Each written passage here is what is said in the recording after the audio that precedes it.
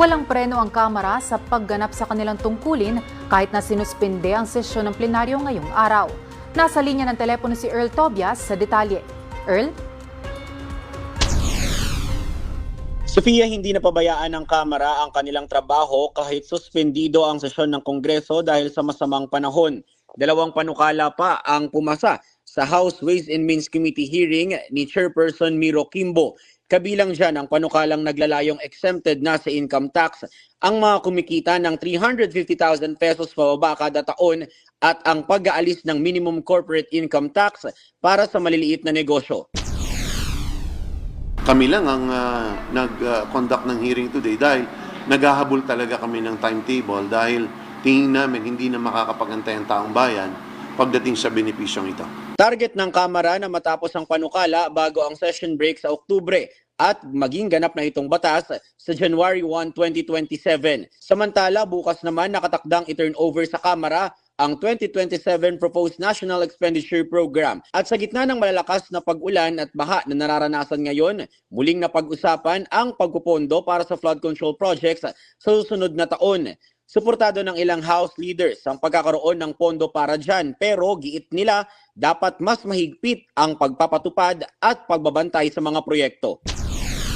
And with the proper watchdogs, kailangan talaga siyang mabalik. An example, dyan sa Pampanga, Bulacan, may mga lugar talagang bahain. Mas malaking dagok. Kung ihinto mo ng tuluyan yung programang yan, paano naman yung good projects? Paano naman yung mga communities that we need to protect? Si Marikina 2nd District Representative Miro Kimbo sinabing maayos na flood control projects ang dahilan kung bakit 80 to 90% ng kanyang distrito ay hindi na binabaha.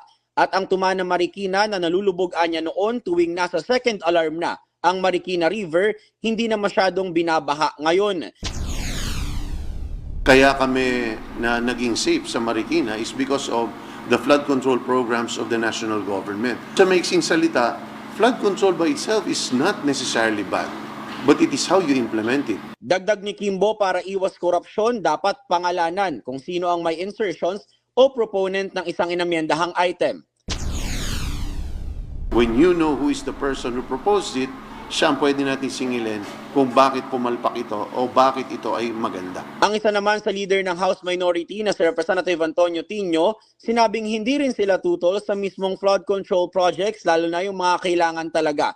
Kung may budget man dyan para sa 2027, ang dapat anyang ihinto ay yung patingi-tingi o yung per phase lang na pagpupondo sa flood control project dahil nagiging walang kwenta anya ito kung hindi naman isahang tatapusin. Samantala, tiniyak naman ni House Speaker Faustino Boji D na nakahanda ang Kamara sa anumang kakailanganing tulong ng mga kababayan nating apektado ng hagupit ng habagat. Balik muna sa inyo. Ako po si Sofia Potenciano. Para maging updated, manatiling nakatutok sa Congress TV, Congress TV Digital at iba pa naming social media pages.